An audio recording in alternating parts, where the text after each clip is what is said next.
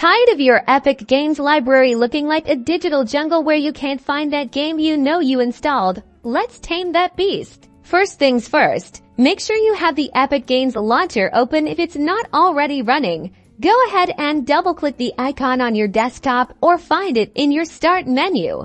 Once the launcher is open, look on the left-hand side of the window. You should see a few different options like Store, Library, and maybe Unreal Engine. Click on Library. This is where all your purchased and installed games live. Now, if you've got a lot of games, it might look a bit overwhelming. Don't worry. All your games you downloaded and installed can be found here. To quickly find specifically installed games, look for a filter option. It might be a drop-down menu or a button. Depending on your launcher version, click it. And then select the option to filter by install. This will show you only the games that are actually on your computer and ready to play, or tap Sort to sort by installed games.